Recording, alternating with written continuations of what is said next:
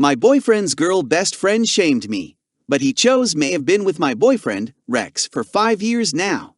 We lived together in a small town, not far from where he grew up with his childhood friend, Sarah. Sarah has always been a big part of Rex's life. Too big, if you ask me. She often talks about how close they were growing up, how she's practically his sister, how they even saw each other naked as kids. They only see each other once a month now, and she's been to our house a handful of times, but her presence looms large. Something you need to know about me. I was sexually assaulted a few months before Rex and I started dating. It's a wound that's never fully healed, and seeing my attacker around town only deepens it. The anxiety, the pain. It's unbearable sometimes. I trusted Sarah enough to confide in her about it once. I thought she would understand, maybe even offer some support. I was wrong. One evening, we were out for dinner with a group, Rex, Sarah, and some people I didn't know well. Sarah started asking Rex about his future after university. When I suggested a master's degree, Sarah snapped at me. God, let him breathe. He's worked hard all his life. Give him a damn break. Her tone was so aggressive, so out of line, but Rex just squeezed my hand and told me it was okay. Then, the conversation shifted to where we might live in the future. I mentioned that my family has a house down south, and we were thinking of moving there. Sarah's reaction? Hell no, he's staying here, and he better not move any farther away. I was stunned. How was I the controlling one when she was dictating where he could live? The night took an even darker turn when Sarah brought up her ex-boyfriends and casually mentioned that she wouldn't mind if any of her friends dated them. I chimed in, saying I'd at least warn the girl, not wanting anyone to suffer what I had. That's when Sarah lost it. She accused me of still being hung up on my ex, of being a possessive liar, and even threw in that I was hurting Rex by not telling him the truth. But the worst came when she questioned my assault. I'm so sure you lied about your sexual assault. If it were true, you would have gone to the police. What did he do to you exactly? The words cut through me like a knife. I was mortified, and in my desperation, I blurted out the details in front of everyone, strangers included. Sarah just kept going, throwing every insecurity and trauma of mine back in my face. I didn't expect Rex to stand up for me. He's never been great with confrontation, a byproduct of the years of abuse he suffered growing up. But that night, when we got home, something in him snapped. He wrote Sarah a long message, telling her how unacceptable her behavior was, how we were moving away, and how she, who claimed to be a feminist, had weaponized my trauma against me. Sarah tried to reach out through a mutual friend after that, begging me to talk Rex into forgiving her. She claimed it was all said in the heat of the moment, that she was sorry. But I blocked her without a second thought. She showed her true colors that night, and I knew there was no going back. People have mostly sided with me, and Sarah's losing her grip on the power she thought she had over Rex. She might regret what she did, or maybe she just regrets losing control. Either way, I'll never forgive someone who uses my trauma as a weapon. As Rex and I prepared for our move down south, I noticed a shift in him. He was more distant, quieter, like he was lost in his thoughts. I couldn't help but worry that Sarah's words had left a deeper scar on him than he was letting on.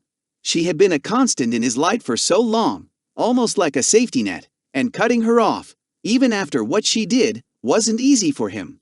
One night, as we packed up our things, Rex finally opened up. I don't regret cutting Sarah off, he said, his voice heavy with emotion. But I can't help feeling conflicted. She was like family, you know? But the way she treated you, I just can't forgive that. I could see the pain in his eyes, the turmoil of losing someone he once considered a sister. It wasn't just about me anymore. It was about him realizing that the people closest to him could also be the ones to hurt him the most. We'll get through this together, I reassured him, wrapping my arms around him. We're starting fresh. No more toxic people in our lives. Our move was supposed to be a new beginning, but Sarah's betrayal lingered in the background, like a shadow we couldn't shake. Even after cutting her off, Rex received a few more messages from mutual friends, trying to convince him to reconcile with her. Each time, he stood firm, but I could tell it was wearing him down.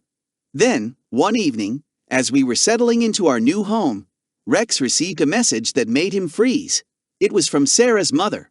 She was pleading with him to reconsider, saying that Sarah was heartbroken, that she had lost weight, wasn't eating, and was barely sleeping. She even went as far as to say that Sarah had been hospitalized due to the stress of losing him. Rex showed me the message, his hands trembling. "I don't know what to do," he admitted, his voice cracking. "I feel like I'm responsible for this." I took a deep breath, trying to push down my own anger. "You're not responsible for her actions, Rex. She crossed a line that can't be uncrossed. You stood up for me, for us. You did the right thing." But the guilt weighed heavily on him, and it was clear that Sarah's mother's words had struck a chord. He spent the next few days in a fog, going through the motions but not really present. I knew I had to do something to help him move forward, but I wasn't sure how. Finally, I decided to take matters into my own hands.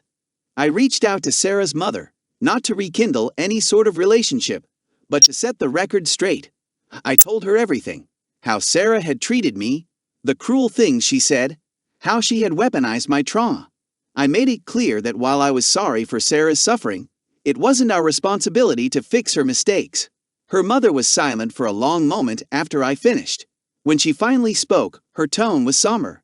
"I didn't realize how bad things had gotten," she said. "I'm sorry you went through that, truly.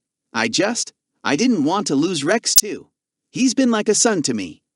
"I understand," I replied, softening a little. "But Rex is struggling too, and he needs to heal. We all do." After that conversation, things began to improve. The messages from mutual friends and Sarah's family stopped, and Rex seemed to slowly come to terms with what had happened. He wasn't the same, but in some ways, that was a good thing. He was stronger now, more aware of who truly cared about him and who didn't. We focused on building our life together in the South, making new memories and meeting new people. The house became our sanctuary, a place where we could finally breathe without the weight of the past pressing down on us. But just when we thought we had moved on, Sarah made one final attempt to re-enter our lives. She showed up at our door one evening, looking gaunt and desperate. I could see the toll that everything had taken on her, but I also saw the same manipulative glint in her eyes. "Please, Rex," she begged, tears streaming down her face. "I need to talk to you. Just one last time. I know I messed up, but I can't lose you like this." Rex looked at me, searching for an answer. I could tell he was torn, his old loyalty to Sarah pulling at him even now. But before he could say anything, I stepped forward. "Sarah," I said firmly, "you need to leave. We've moved on, and you need to as well. This isn't healthy for any of us." She tried to argue, but I stood my ground. Eventually, she realized there was no point and left, defeated. As I watched her walk away, I felt a sense of finality. It was over. Truly over. Rex and I could finally close that chapter of our lives and focus on the future we were building together. And as we stood in the doorway, watching the sun set over our new home, I knew that whatever challenges lay ahead, we would face them together, stronger, wiser, and free from the shadows of the past. As the days turned into weeks, the weight of Sarah's departure began to lift. The tension that had once filled the air between Rex and me dissipated, replaced by a sense of calm that we hadn't felt in years. Our new life in the South was shaping up to be everything we had hoped for: quiet, peaceful, and far removed from the toxic influences that had plagued us. One afternoon, as we were unpacking the last of our boxes, Rex found an old photo album tucked away in one of the moving crates. It was filled with pictures from his childhood, including several of him and Sarah. He sat down on the couch, flipping through the pages, a bittersweet smile on his face. "She was my best friend for so long," he said softly, more to himself than to me. "It's hard to reconcile the person in these pictures with who she became." I sat beside him, resting my head on his shoulder. "People change," I said gently. "Sometimes for the better, sometimes not. But what matters is how you move forward." He nodded, closing the album and setting it aside. "You're right. We have a future to focus on now." And so, we did. We threw ourselves into our new lives, making our house a home and exploring the surrounding area. We found a small cafe in town that quickly became our favorite spot for weekend breakfasts, and we spent our evenings walking along the beach, talking about everything and nothing. But even as we built this new life together, There were moments when the past would creep back in, uninvited. Rex would sometimes wake up in the middle of the night, drenched in sweat, his breath coming in short, panicked gasps. I knew that the memories of his childhood abuse and the recent confrontation with Sarah still haunted him, even if he didn't talk about it much. I tried to be there for him as best I could, comforting him through the nightmares and reassuring him that he wasn't alone. But I also knew that he needed to find his own way to heal. So, I encouraged him to seek therapy, something he had always been hesitant about.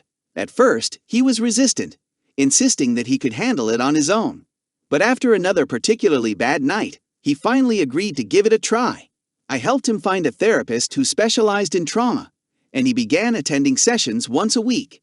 The change in him was gradual, but noticeable. He started to open up more, not just to his therapist, but to me as well. He talked about his childhood, the things he had never felt comfortable sharing before, and about Sarah, the good memories and the bad. One day, after a particularly intense session, he came home and sat down with me at the kitchen table. "I've been thinking," he began, his voice steady but laced with emotion, "about Sarah and everything that happened.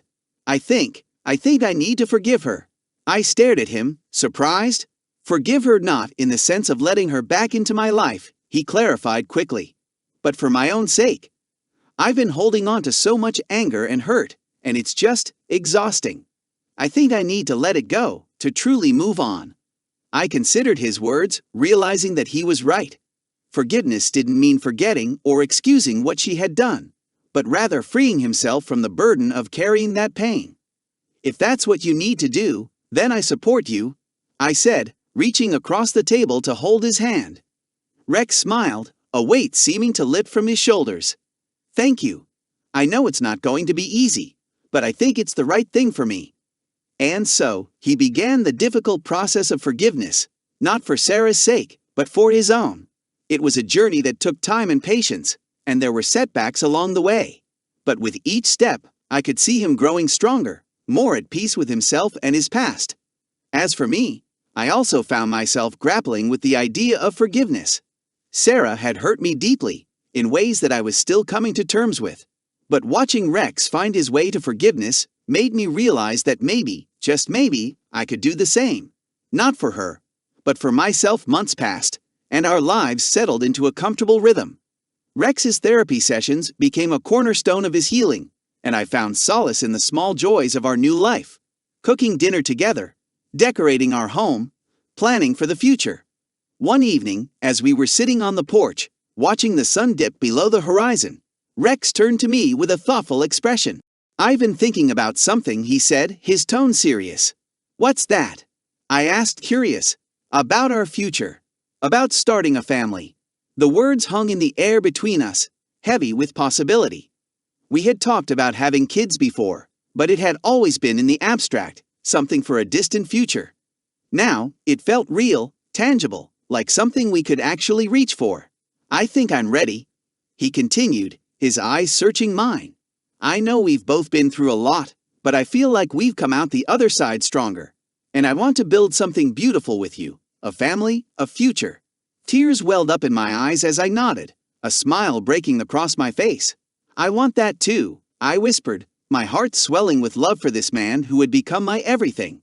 And in that moment, as we sat together under the fading light of the day, I knew that no matter what challenges lay ahead, we would face them together, stronger, wiser, and ready to embrace the future we were creating, one step at a time.